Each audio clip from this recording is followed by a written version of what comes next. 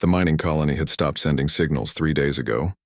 and Captain Elena Hayes knew that meant trouble for everyone there, because colonies never went silent unless something very bad had happened to them, and her ship called Starbound was the closest vessel to help them right now. So she had no choice but to investigate what went wrong at that remote place in space where humans tried to dig valuable metals from asteroids floating in the dark void between star systems. Elena stood on her ship bridge watching the planet grow larger on the screen in front of her, and she could see smoke rising from several buildings even from space, which told her the attack had been recent and brutal, because the fires still burned, hot enough to create visible clouds in the thin atmosphere that covered this small world, where 200 miners and their families had tried to make new lives for themselves away from crowded Earth and its problems. Her second officer, Marcus Cole, ran the scanning equipment, and his face showed concern when he looked at the readings, because something strange appeared on his screen that should not be there at all, and he turned to tell Elena what he found without waiting for her to ask him first. Marcus said the attackers left bodies everywhere, but these were not human bodies at all, because the scanner showed reptilian DNA patterns and advanced weapons that no mining colony should ever face in this peaceful sector of space, where violence rarely happened to anyone who followed the basic rules of galactic law and minded their own business without bothering the other species who shared this part of the galaxy. Elena ordered her team to prepare for landing, because they needed to search the colony for survivors, even though the chances seemed very small now, and she took 6 armed soldiers with her, including Marcus, who knew how to handle dangerous situations better than most officers in the fleet, because he grew up on a rough frontier world where fighting became a normal part of daily life for everyone who wanted to stay alive long enough to see their next birthday. The landing shuttle touched down near the main colony building, and Elena walked out first with her weapon ready to fire at any threat that might still hide in the ruins around them, because she learned long ago that assuming safety got people killed faster than anything else in this job, and she refused to lose anyone under her command if careful planning could prevent their deaths. The colony looked worse up close than it did from space because every building showed blast marks from plasma weapons that burned through metal walls like paper, and the ground had been scorched black in many places where explosions threw bodies, dozens of meters away from where they originally stood when the attack began, without any warning to let them prepare defenses or call for help before the killing started. Marcus scanned for life signs again, and this time he found something that made him stop walking and stare at his device screen with confusion, clear on his face because the reading showed someone alive inside the storage building ahead of them. But the signature looked strange, and did not match any species he recognized from the standard database that every ship carried for identifying different aliens they might meet during their travels through explored space. Elena led her team toward the storage building, moving carefully between piles of debris and trying not to think about the people who died here just days ago, because focusing on revenge or grief would cloud her judgment when she needed clear thinking to handle whatever waited for them inside that dark structure, where someone or something still breathed and moved around in the shadows. The storage building entrance had been torn apart by massive claws that left deep gouges in the thick metal doorframe, and Elena realized whatever did this possessed tremendous physical strength far beyond normal human or even most alien capabilities, which made her wonder what kind of creature could rip through reinforced steel designed to withstand meteor impacts and extreme temperature changes. She called out that they came to help and meant no harm to anyone inside, but got no answer except a faint sound, like something large moving deeper into the building away from her voice, and the lights her team carried to see in the darkness that filled every corner of this place where no power remained to run the normal electrical systems anymore. Elena stepped through the broken doorway, and her light caught something that made her breath stop in her throat, because she saw a woman with silver hair and pointed ears standing 30 meters away, watching them with eyes that glowed purple in the darkness like some kind of bioluminescent creature from the deep oceans back on Earth, where sunlight never reached the bottom trenches. The woman wore torn clothes that revealed strange markings on her pale skin, and these markings glowed with the same purple light as her eyes, which created an eerie effect that made Elena think of ancient legends about magical beings who lived in forests and granted wishes to travelers who treated them with proper respect and brought appropriate offerings. Behind the strange woman, something much larger moved in the shadows, and Elena saw scales that reflected her light, like black mirrors. And then she understood what kind of marks those claws left on the door, because a dragon unfolded wings that stretched wider than her entire landing shuttle, and fixed golden eyes on the humans who invaded its hiding place with their weapons and bright lights that hurt to look at after so many hours spent in comfortable darkness. The woman spoke, and her voice sounded like music mixed with warning, because she said the hunters would return soon and kill everyone they found here, including these new humans who stumbled into a war they knew nothing about and should leave immediately, before more blood spilled on ground already soaked with too much death. Elena asked who the hunters were and why they attacked this peaceful colony. But before the woman could answer, plasma bolts suddenly burned through the air from outside where more attackers arrived, without making any sound to warn the humans they had been surrounded while talking inside the building like fools who forgot basic tactical awareness in dangerous situations. The strange woman moved faster than Elena thought possible, and grabbed her arm to pull her down behind a pile of cargo containers, just as more plasma fire destroyed the spot where she had been standing 1 second earlier, and Elena felt grateful for the rescue, even though she did not understand why this mysterious person cared whether human soldiers lived or died. In the chaos of sudden combat with enemies firing from multiple directions, the woman held Elena's arm tighter, and in that moment of fear and adrenaline, something happened that neither of them expected or wanted, because the woman bit down hard on Elena's wrist, breaking the skin and leaving a mark that immediately began to glow with purple light that spread up her arm like living fire that did not burn but changed something fundamental deep inside her body and mind. Elena felt the woman presence suddenly appear inside her own thoughts like a second voice that belonged to someone else, but also felt familiar, as if they had known each other for many years instead of just these few desperate minutes hiding from attackers who wanted them both dead. And she realized something terrible and permanent had just occurred between them that could never be undone no matter how much either of them might wish otherwise. The dragon roared with a sound that shook the entire building and unleashed silver flames that burned hotter than any fire Elena ever saw before, and the attackers outside screamed as the flames consumed them completely, leaving nothing but ash that scattered in the wind, blowing across the colony ruins where so many others had already died in this secret war. Marcus and the other soldiers formed a defensive line and returned fire at the surviving attackers who retreated from the dragon fury. But Elena barely noticed the battle anymore, because she stared at the glowing mark on her wrist while feeling the strange woman emotions flowing into her mind like water through a broken dam. And she understood fear and regret and desperate loneliness that lasted far too long for anyone to bear alone. The woman knelt beside Elena with tears running down her face, and she whispered that she was so sorry, because the bond should never happen without permission and choice. But panic made her act without thinking when she saw Elena about to die. And now they were connected forever by ancient laws that even the Galactic Council had to respect, no matter how inconvenient or unwanted the binding might be for either person involved. Elena asked what the woman meant by bond and laws, but she already knew the answer somehow, through the connection, now linking their minds together in ways that should not be possible between two people who just met and came from completely different species that evolved on worlds separated by hundreds of light years. The woman said her name was Lyanna,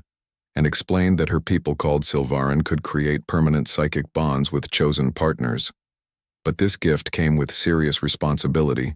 because once formed, the bond lasted until death separated the pair, and even then the surviving partner rarely lived long without the other half of their joined consciousness. Marcus called out that the attackers were fleeing and asked if Elena was injured,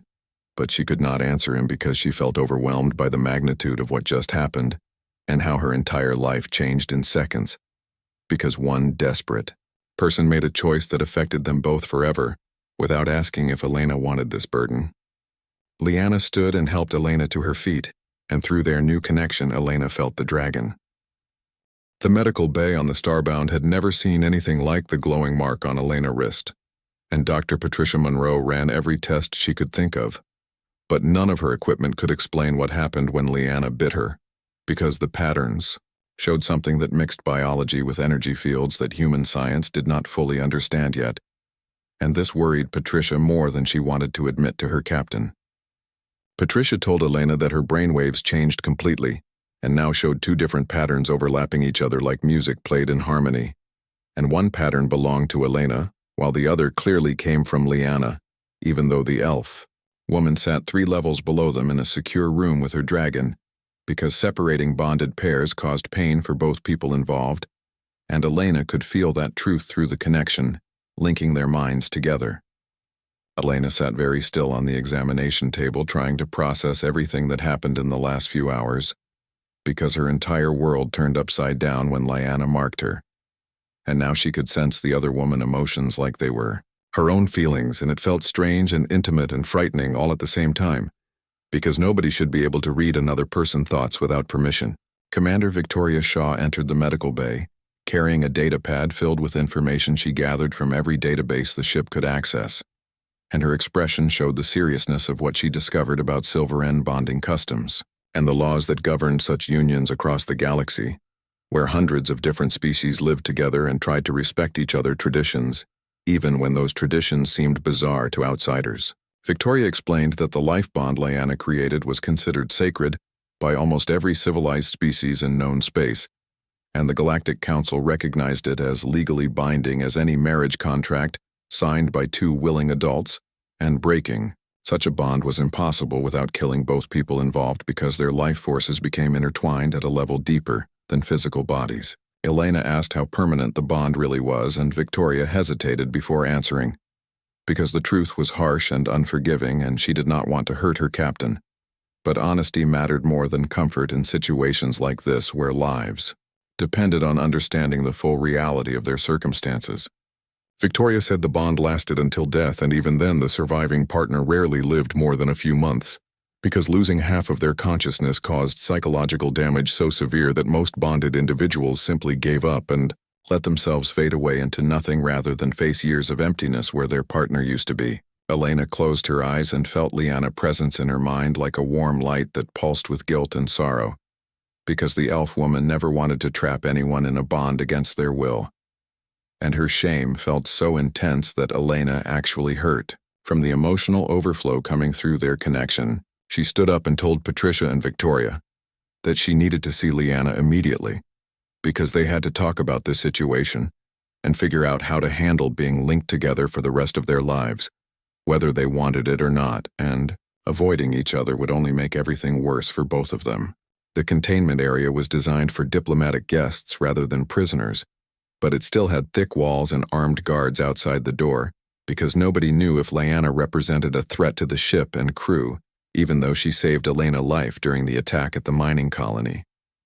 Ashrith the dragon filled most of the large room with his massive body, and his scales reflected the artificial lights in patterns that hurt to look at directly, and Elena realized the creature was far more intelligent than any animal from Earth, because his golden eyes watched her approach with understanding that felt almost human in its depth and awareness. Lyanna stood near the observation window, staring out at the stars, and she turned when Elena entered, and the elf woman face showed such raw misery that Elena felt her own heart clench in sympathy, despite her confusion and anger about the bond that changed everything. Lyanna started to apologize again and explain that she spent hours trying to find some way to undo the bond, but every source she consulted said the same thing, which was that life bonds were absolute and permanent, and no power in the galaxy could break them once formed between two compatible souls. Elena interrupted and asked why the Kragul hunters wanted Lyanna dead badly enough to destroy an entire colony, just to find her, and this question surprised the elf woman because she expected anger and accusations rather than curiosity about the larger situation they both faced together now. Lyanna hesitated and then decided that Elena deserved to know the truth since they were bound for life anyway, and she began to tell a story about her people and their destruction, and a secret that powerful forces would kill millions to possess. She explained that she was the last surviving member of the Silver and Royal family, and her entire species had been wiped out 50 years ago, in what the Galactic Council officially called a territorial dispute. But the real reason was far darker and more dangerous than simple politics or resource conflicts. The Silveran people guarded an ancient weapon called the Void Gate, and this device had power beyond anything modern civilization could create, and the Kragul Empire wanted that weapon for themselves, and they were willing to commit genocide to get the location from someone who knew where it was hidden. Elena asked where the gate was now,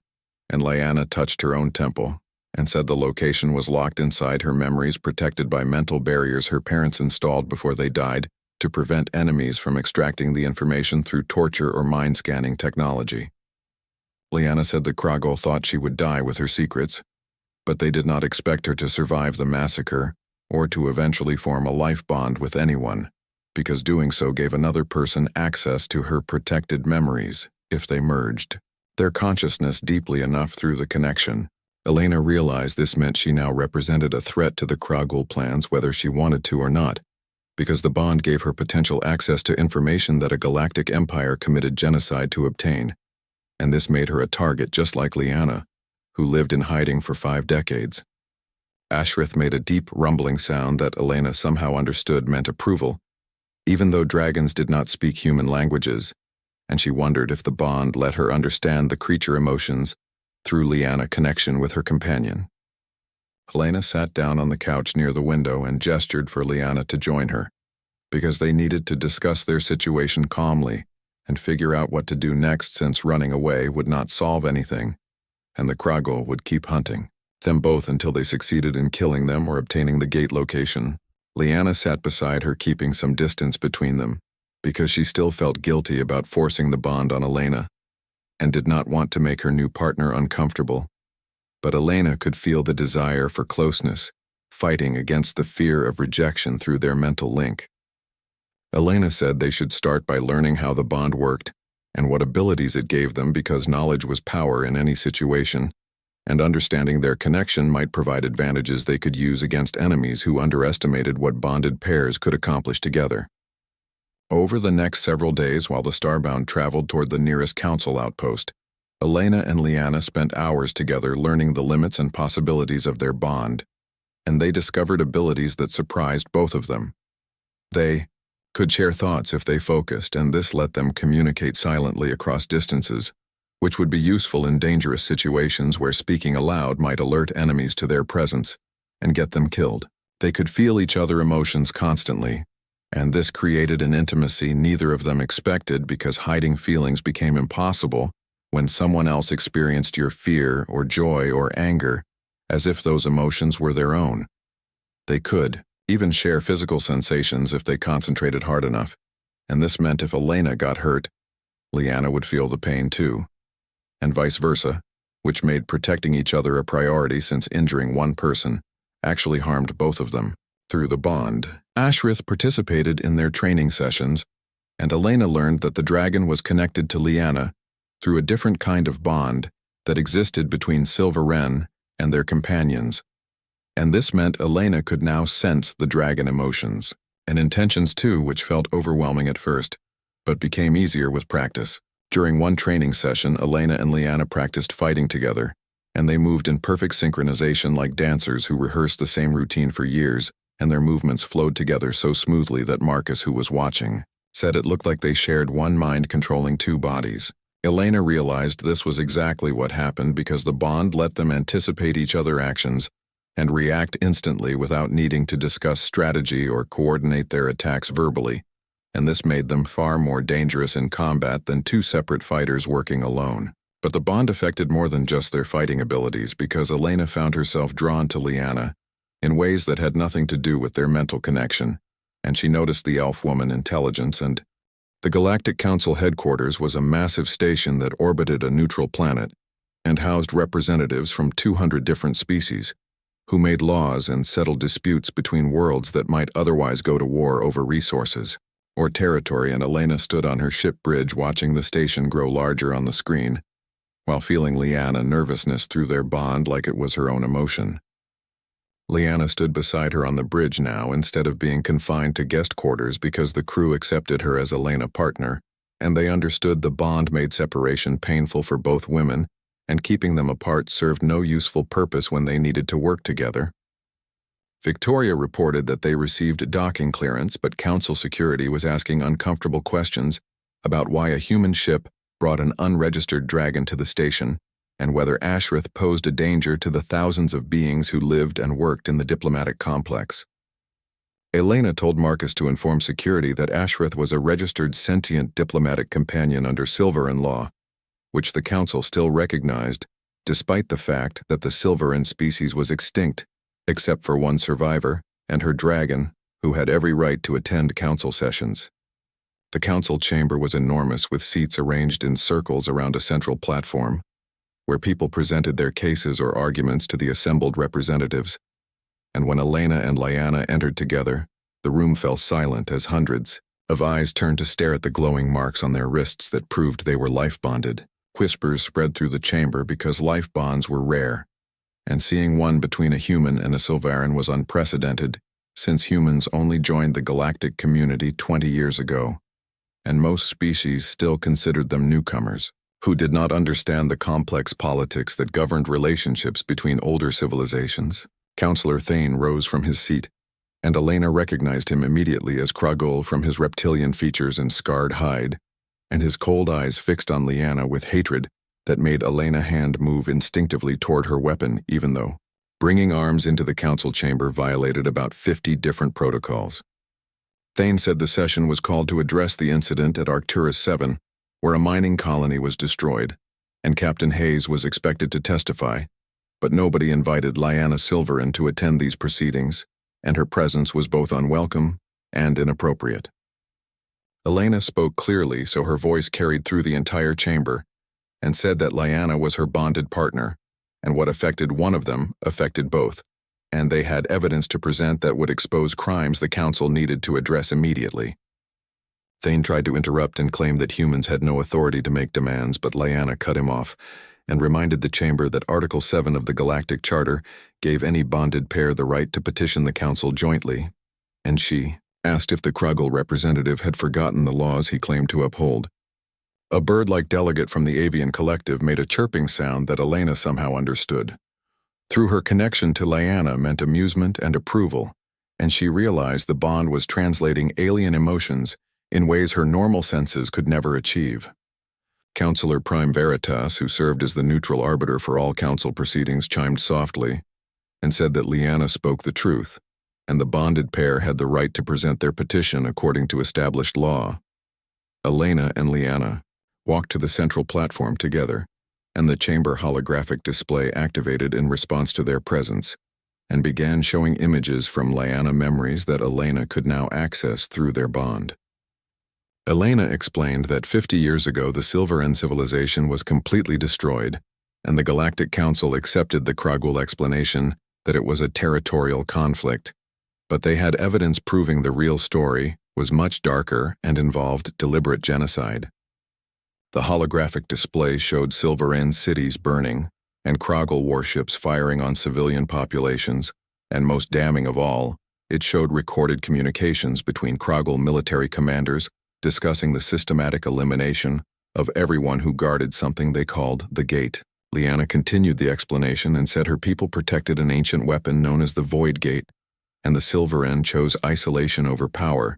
because they refused to let such a dangerous device fall into anyone's hands, and for this decision they were exterminated. Thane roared that everything they showed was lies and fabrications, but his outburst came too quickly and sounded too defensive, and several delegates exchanged meaningful looks that suggested they had their own suspicions about what really happened 50 years ago. Victoria stepped forward with data from the Arcturus 7 attack and presented evidence that Kragul strike teams destroyed the colony, specifically because Lyanna was hiding there, and the wreckage included weapons and ship components that matched Kragul military specifications. Thane argued that Elena's testimony was worthless because she was psychically compromised by her bond with Lyanna, and anything she said might be the result of mental manipulation rather than genuine memory. Elena felt anger surge through her bond with Lyanna, but she forced herself to stay calm and speak clearly when she offered to submit to examination by the council, best telepaths who could verify that her memories were real and she was not being controlled. She looked directly at Thane and said she welcomed such scrutiny, and asked if the Kragul delegation would agree to the same examination of their own representatives, because if they had nothing to hide, then transparency should not concern them. The chamber erupted into debate with different species arguing about the evidence and the proper procedures for investigating such serious accusations, and Elena felt satisfaction through her bond with Lyanna, because they succeeded in forcing the council to pay attention even if many representatives remained skeptical. Councillor Prime Veritas chimed for order and announced that the petition was officially registered, and an investigative committee would be formed to examine all evidence, and until the investigation concluded, the matter remained open for further testimony. Thane's eyes narrowed, and he said that the human vessel would remain docked at the station for the duration of the investigation, and that Liana Silverin would submit to protective custody to ensure the integrity of the proceedings. Elena objected immediately and said they were bonded, and separation caused psychological distress, and the council's own protocols recognized that bonded pairs could not be separated without causing harm to both individuals. Thane smiled coldly and said that protective custody was necessary to ensure Elena was not being unduly influenced during the investigation, and if the human captain wished to join Liana in custody, that could be arranged. Elena understood the trap, because if she agreed to custody, then Earth government would have grounds to disavow her actions and claim she was not operating under proper authority, but if she refused, it would look like she was hiding something. Through the bond, Liana sent a wave of love and determination along with thoughts that said to trust her and let her go into custody, because they needed to appear cooperative, even though the situation was dangerous. Liana spoke aloud and said she would accept protective custody, but demanded daily contact with Elena as was the right of bonded pairs, and she also insisted that Ashrith be allowed to accompany her, because separating a Silverin from their dragon companion was cruel and unnecessary. The dragon presence was not just for comfort, because Ashrith was formidable in combat, and the Kroggle knew it, and after tense negotiations, the council agreed that Liana would be held in the diplomatic quarter rather than a prison cell, and her dragon could stay with her. Security guards escorted Liana away, and Elena felt the bond stretch as distance increased between them. But the connection did not break, and she could still sense Liana's thoughts clearly when the elf woman warned her that someone would try to silence her permanently before the investigation could reveal the truth. Elena turned to Victoria and said they needed to prepare rescue plans because the investigation would not proceed fairly, and when things went wrong, they had to be ready to extract Liana from council custody, even if it meant starting a diplomatic incident. Victoria pointed out that rescuing Liana by force would constitute mutiny against council authority and could damage Earth relationship with the galactic community. But Elena did not care about politics when her bonded partner life was at risk. The diplomatic quarter was luxurious, but luxury did not mean safety, and Elena visited Liana every day in supervised meetings where armed guards watched everything they did and listened to everything they said. They talked about strategy and about the investigation's slow progress, and sometimes about nothing important, just to hear each other's voices and feel the comfort of being close, despite the circumstances that kept them separated most of the time. On the 5th day, Elena was walking to the diplomatic quarter for her scheduled visit when the bond suddenly flared with alarm, and she started running because Liana was in danger right now, and every second of delay might mean the difference between life and death. Marcus and 2 security officers ran behind her, trying to keep up while demanding to know what was happening. But Elena could not waste breath explaining when she needed all her energy to reach Liana before. Back on the Starbound, Elena gathered her senior officers for an emergency meeting, because waiting for the council investigation to uncover the truth would take too long and might get them both killed before anyone learned what really happened to the Silverin people 50 years ago. Liana sat beside Elena with Ashrith coiled protectively nearby, and the dragon presence made the conference room feel cramped, but nobody complained because they all understood the creature would die defending his companion, and right now that loyalty was the best security they could hope for. Elena said they needed to go on the offensive instead of waiting for the Kroggle to make another attempt on their lives, and the only way to expose the conspiracy was to find the Void Gate and either secure it or destroy it, so the Kroggle would lose their primary motivation for hunting Liana. Victoria asked if Liana could access the gate location through her memories, and the elf woman hesitated before explaining that her parents locked the information behind psionic barriers designed to prevent anyone from extracting it through torture or mind scanning. Liana said the life bond with Elena might allow them to break through those barriers together if they merged their consciousness completely, but the process had never been attempted before and carried significant risks for both of them. Marcus asked what kind of risks, and Liana explained that merging consciousness meant temporarily becoming one person, with shared thoughts and memories, and if something went wrong, they could both become trapped inside the memory or suffer permanent psychological damage. Patricia said she could monitor their neural patterns during the process and pull them out if anything looked dangerous. But she admitted that human medical science did not fully understand Silvaran psionic abilities, so her ability to help would be limited. Elena felt Liana fear through the bond, but it was not fear for herself, rather fear of risking Elena life for a weapon that already cost the Silvaran everything they had, and the elf woman suggested they could run and hide somewhere the Kragul would never find them. Elena took Liana's hands and said they were not running, because letting the Kragul get away with genocide was wrong, and besides the Empire would never stop hunting them, and she would rather face the danger now than spend the rest of her life looking over her shoulder. The preparation took 12 hours while Patricia and Sophie, the ship engineer, created a neural interface chamber in the medical bay using technology adapted from council databases and human research on brain-computer connections. Elena and Liana would lie side by side connected through the interface and their existing bond, while medical systems monitored their vital signs and brain activity to detect any problems before they became fatal. Before they began, Elena found herself alone with Liana in her quarters, and the elf woman was more nervous than she had been facing assassins because physical danger was something she understood, but this process involved opening her mind completely.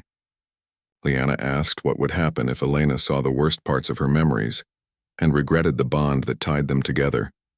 and Elena could feel the genuine fear behind the question through their mental connection. Elena said she already knew Liana through the bond and understood she was not perfect, but neither was anyone else, and whatever they found in those locked memories, they would face it together as partners. Liana pulled Elena into a kiss, and this one felt different from before because it carried certainty rather than desperation, and when they parted she said she was falling in love not because of the bond, but because of who Elena was as a person. Elena said she was already there, and they held each other for a long moment before making their way to the medical bay, where Patricia and Sophie waited with the neural interface equipment ready. They lay down on adjoining beds, and Patricia attached monitoring leads to their heads while Sophie powered up the interface systems that would help synchronize their brainwaves and allow them to dive deep into Liana-protected memories. Patricia reminded them that if they needed to abort the process, they should just think about disconnecting, and the system was programmed to respond to that mental command from either of them. Elena squeezed Liana's hand one last time and asked if she was ready, and the elf woman nodded and said they should do this before she lost her courage. The interface activated, and Elena felt herself falling through darkness until she landed in a place that looked like an enormous library, with shelves stretching endlessly in all directions and books glowing with soft light. Liana appeared beside her, looking younger here and dressed in formal robes that marked her as Silvaran royalty, and she explained that this was the archive of her mind where all her memories were stored and organized. The memory they needed was behind a massive door at the far end of the library, and the door was covered in glowing symbols that pulsed with warning, because Liana's parents had sealed it to protect the information from anyone who might try to steal it. They walked together through the library, and Elena saw glimpses of Liana's life stored on the shelves around them,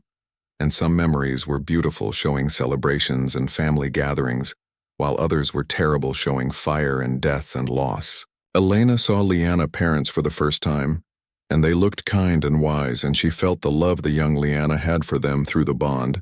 and it made the tragedy of their deaths even more painful. They reached the sealed door, and the symbols pulsed brighter as if warning them to stay away.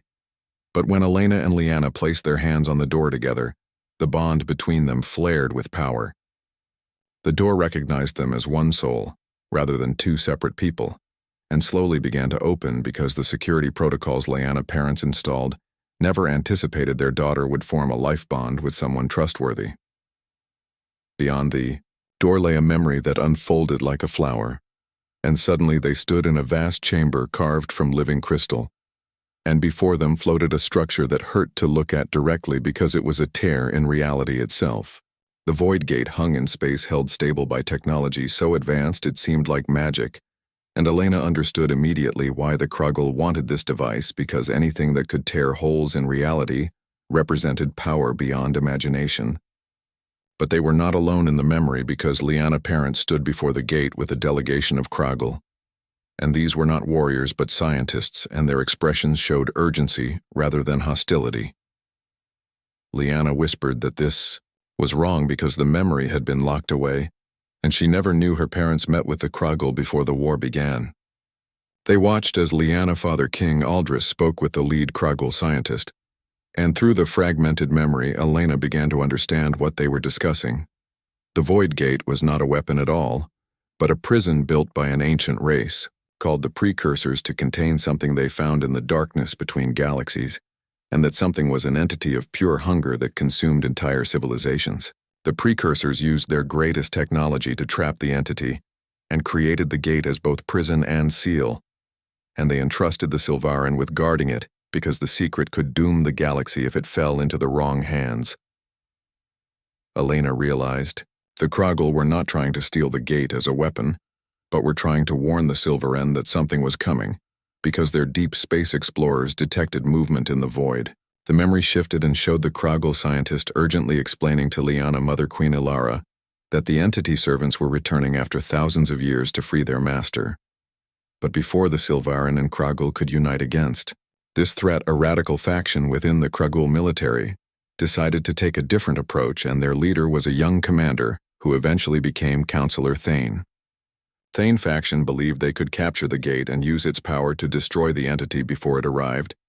and they did not care how many people died in the process of obtaining that power. The memory dissolved into fire as the Silvarin refused to surrender the gate because they feared that weaponizing it would destroy the prison and release the entity, and Thane faction attacked anyway. In the chaos, the gate location was lost even to the Kruggle, and only Liana survived, carrying the secret locked behind mental barriers her parents installed with their dying thoughts. Elena and Liana snapped back to consciousness, gasping for air, and Patricia rushed to their sides, but Elena waved her away because her mind was reeling from what they discovered. She managed to say they had been fighting the wrong war because this was not about revenge or weapons, but about survival against a threat that could destroy every species in the galaxy.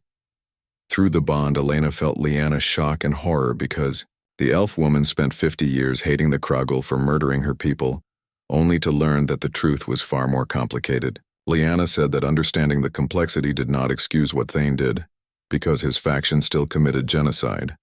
and now they were making everything worse by continuing to search for the gate. Victoria, who had been monitoring from the doorway, asked if they got the location, and Liana closed her eyes and accessed the newly unlocked memory.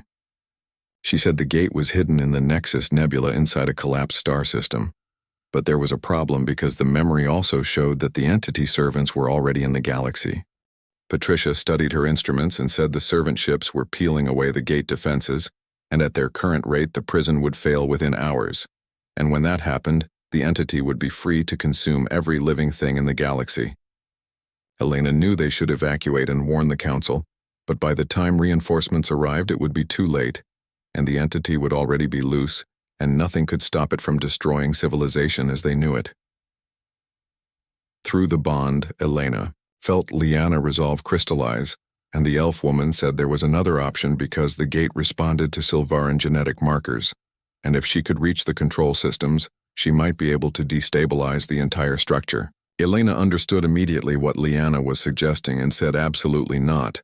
because destabilizing the gate would destroy everything nearby, including Liana herself, and the bond meant if one of them died, the other would follow. Liana grabbed Elena's shoulders and said they could not let the entity be freed because her people died to keep it contained,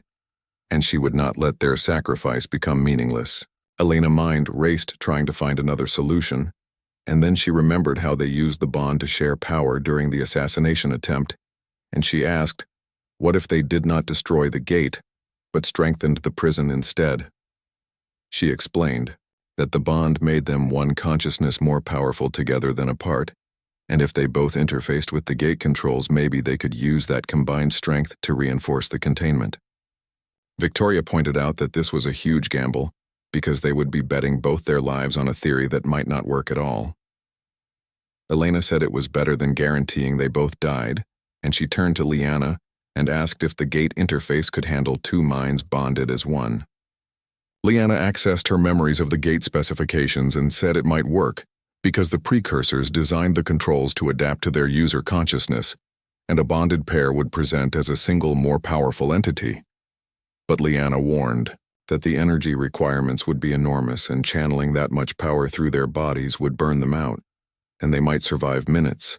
or maybe hours, but not longer than that. Elena said they would make those minutes count, and ordered Victoria to get them as close to the gate as possible without being detected by the servant ships. Marcus began analyzing the alien vessels looking for weaknesses they could exploit, and Sophie started rigging the ship reactor to channel power directly to the gate if needed. Liana pulled Elena aside with tears in her eyes and said Elena should not do this because it was not her burden to bear, and they could run away together and hide somewhere safe. Elena said this was her burden now, because the moment they bonded, Liana problems became her problems, and more than that, she was doing this because she loved Liana and because it was the right thing to do. Liana kissed her, pouring 50 years of loneliness and hope and fear into that contact, and when they parted, she was smiling through her tears and said they should save the galaxy together. The Starbound dropped out of the nebula interference, with all weapons firing, and caught the servant fleet completely by surprise as plasma torpedoes and railgun rounds tore through the organic hulls. In the chaos, a small shuttle launched from the Starbound bay with Elena piloting and Liana navigating, and their bond let them work in perfect synchronization, like they shared one mind. Ashrith flew alongside them in the void, and his silver flames melted through any servant ship that got too close, while the Starbound drew the main fleet away from the gate. They reached the gate central platform and landed near a control node that pulsed with ancient power, and Liana guided Elena to the interface matrix, which was a spiral of crystalline filaments. Elena took a deep breath and reached for Liana's hand, and together they approached the control matrix and placed their palms on the glowing surface. The universe exploded around them as their consciousness expanded beyond anything Elena ever imagined, and she felt the gateful structure and the impossible mathematics that held reality together around the prison. She felt the entity trapped within, and it was vast and hungry and utterly alien, and its rage at being contained pressed against her mind like a physical weight. She felt Liana beside her, and their minds merged so completely that Elena could not tell where she ended, and Liana began. And together they were something greater than two separate people. The gate protocols recognized them as the keepers and asked if they wanted to repair the prison or destroy it, and together they thought with one voice that they would repair and hold and protect. Power flowed through them, drawn from the Starbound reactor that Sophie rigged, and from Ashrith's ancient draconic magic, and from the bond itself that connected them at the deepest level. The prison crystalline structure began to rebuild and knit itself together with new strength, but the cost was enormous, and Elena felt her consciousness beginning to fray at the edges. Liana struggled beside her, and through their merged awareness, Elena felt her partner determination not to fail when so much depended on their success. Outside, the servant fleet realized what was happening and turned their full force on the gate. But the Starbound threw itself into the breach with shields failing, and hull breaching but buying precious seconds. Marcus coordinated the defense with desperate skill and targeted the servant ship's weak points with surgical precision, while Victoria kept the ship between the enemy and the gate. Elena felt their strength failing as the energy burned through them, and she thought they were not going to make it, but Liana consciousness insisted they must succeed for her people and for Elena people, and for everyone who did not know this horror existed. They pushed harder and poured everything they had into the repair, and the prison structure stabilized and began to seal, but they needed just a little more power. Then impossibly, Elena felt other minds join with theirs, and through the Starbound communication array and through the bond came the focused thought of the entire crew. Victoria and Marcus and Patricia and Sophie and everyone aboard human and artificial intelligence systems alike lent their will to the effort, and it was not much compared to the gate power, but it was enough to tip the balance. The prison sealed, completely, and the entity Fury became a distant echo contained once more behind barriers that would hold for thousands of years. The gate protocols chimed with approval and recognized them as true keepers and told them the prison was strengthened and they should sleep now. Elena and Liana collapsed on the platform with their hands still touching and their bond intact, but stretched thin and through dimming vision, Elena saw the servant fleet breaking apart without purpose. The Starbound limped toward them, scarred but intact, and Elena whispered that they did it, and Liana agreed before darkness claimed them both. Elena woke 3 days later in the medical bay with Patricia's relieved face hovering above her, and the doctor told her to take it easy because her body had been through tremendous stress. Elena asked about Liana, and heard the familiar voice say she was right here, and turned to see the elf woman in the next bed looking exhausted, but alive. Their bond hummed between them, weakened but healing, and Elena felt overwhelming relief that they both survived against all probability. Victoria appeared in the doorway and said they returned to council space and found a fleet waiting, but not a hostile one, because the energy pulse from the gate alerted every species in the sector. The council wanted answers, and they were going to get them, because the truth about the Silveran genocide and the entity and the real threat facing the galaxy would finally be revealed. Victoria added that Councillor Thane was arrested because several species had suspicions about the Silveran massacre, and once Elena and Liana provided evidence, they were eager to investigate. The Kragul Empire was in chaos, as the moderate faction purged the militants, and they formally requested to meet with Elena and Liana to apologize for what Thane faction did. Over the following weeks, as the Starbound underwent repairs and Elena and Liana recovered, the galaxy began to change because the truth about the Void Gate became public knowledge. The Council established a new directive that the gate would be protected by a joint coalition with the Starbound and its crew as the first official keepers. The Kragul scientist Cress, who worked with Liana parents, came forward and apologized with tears, saying she tried to stop Thane but failed, and spent 50 years trying to honor her friend's memory. Liana accepted the apology because understanding the full story helped her heart begin to heal, even though forgiveness would take more time. Earth government committed significant resources to defending the gate and promoted Elena to Commodore, giving her command of a new task force dedicated to protecting the prison. But the greatest change was personal, because Elena and Liana, no longer fighting for survival, could finally explore what their bond truly meant, beyond the psychic connection. They discovered that love between them grew from shared experience and genuine partnership, and not just from the accident that brought them together. On the day the Starbound was commissioned as flagship of the Keeper fleet, Elena and Liana stood together on the bridge, watching ships from dozens of species take formation around them. Ashrith lounged in a specially designed chamber adjacent to the bridge and grumbled about all the attention he received from beings who wanted to meet the famous dragon.